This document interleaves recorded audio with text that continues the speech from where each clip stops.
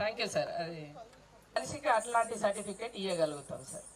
అలా ఎదగాలి అని అంటే ఏం చేయాలి? ఇప్పుడు పిల్లలు ఏం చేయాలా, పేరెంట్స్ ఏం చేయాలి? చాలా మంచి ప్రశ్న అండి. ఈ ప్రశ్న ఒక వ్యక్తి పరిపూర్ణంగా ఉన్నాడు అనడానికి నాకు తెలిసి 4 పారామీటర్లు ఉంటాయి. అవునో కాదో మీరు కూడా మీకు లోపల చెక్ చేసుకోండి. 1 డబ్బు, మనిషి డబ్బు సంపాదించాలి. 2 ఆరోగ్యం అండి, మనిషి ఆరోగ్యవంతంగా ఉండాలి. 3 అండి కాస్తో కూస్తో మంచి పేరు. 4 ఇంకా చెప్పను, ఆపుతున్నాను. డబ్బు ఎందుకు అన్నానంటే డబ్బు లేకపోతే ఏం లేదు, అసలు డబ్బు లేకపోతే ఏమీ లేదు. ఇవాళ ఇంత సరంజామా జరగడానికి డబ్బే కారణం. డబ్బు లేకపోతే ఏమీ లేదు. చివరికి ఒక అమ్మకి 3 కొడుకులుంటే పెద్ద కొడుకేమో ఏదో అటుకులు అన్నం పెట్టి, రెండో కొడుకేమో వరన్నం పెట్టి, మూడో కొడుకేమో ఏ నోవాటల్లోనో 5 స్టార్లోనో భోజనం పెడితే ఆ అమ్మ ఒక్కసారిని అనుకుంటుంది, మూడో వాడు చాలా గొప్పవాడు రాబయ్యా ఒక్కసారిని అనుకుంటుంది. పెద్ద కొడుకేమో ముక్కు పొడక పెట్టి, రెండో కొడుకేమో గాజులు పెట్టి, మూడో కొడుకు వడ్డానం పెడితే లేదా మూడో కోడలు మంచిదిరా అనుకుంటుంది. అనుకునే సహజం మనిషికి ఉంటుంది. అందులో డబ్బు కావాలి. కానీ డబ్బుని దేంతో ముడిపెట్టాలి అంటే ధర్మంతో ముడిపెట్టాలి. ధర్మాన్ని నేనే ఉంటానంటే చట్టంతో ముడిపెట్టాలి.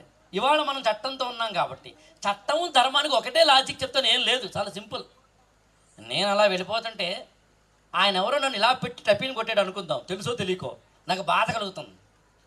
నేను ఇంకొకరు కొట్టకుండా ఉండడమే ధర్మం అంటే అన్నారు. యాక్చువల్గా అంటే ఇతరులకు నాకు చేసిన హాని వల్ల నేను బాధపడ్డా, నేను అదే హాని ఇతరులకు చేయకుండా ఉండడమే ధర్మము అన్నారు. యాక్చువల్గా ధర్మం అంటే ఇంకోటి ఏం కాదు. పక్కడు మోసం చేస్తే నువ్వు ఆనందపడుతున్నావు, కానీ నిన్నెవడో మోసం చేస్తే బాధపడతావు. కొంచెం పచ్చిగా చెప్తున్నాను. ఐ థింక్ ఇక్కడ అందరూ అడల్ట్సే ఉన్నారు కాబట్టి ఎవరో ఒక అమ్మాయిని ఒక కాలేజీ కుర్రాడు ఏడిపిస్తుంటే, ఇతని చెల్లెలు ఇంకొకటి ఏడిపిస్తుంటే బాధపడతాడా, ఆనందపడతాడా? ఇంకొకటి చెల్లెలు నువ్వు బాధపడుతుంటే నీ చెల్లెలు ఇంకొకటి బాధపడతాడని తెలుసుకోవడమే ధర్మానికి ఉన్న నిర్ణయం. అలా అనుకున్నప్పుడు మనిషికి డబ్బు కావాలి, ధర్మబద్ధంగా చట్టబద్ధంగా న్యాయబద్ధంగా సంపాదించుకోవాలి. అందులో డబ్బు బాగా సంపాదించండి. అందులో డబ్బు బాగా సంపాదించడం కోసం సనాతన ధర్మంలో లక్ష్మీదేవిని పెట్టారు. లక్ష్మీదేవిని ఆవిడ ఎందుకున్నాడు ఉందంటే ఒకే ఒక కారణం, డబ్బు కోసం అట.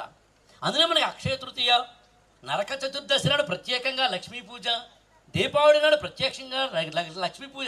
లక్ష్మీదేవిని ఇంట్లోకి తెచ్చుకోమనే కదా సనాతన ధర్మం చెప్పింది. కాబట్టి డబ్బు సంపాదించండి. ఇప్పుడు మీ కామన్ సెన్స్ అప్లై చేసి మీ మెదడులో ఆలోచించండి. డబ్బులు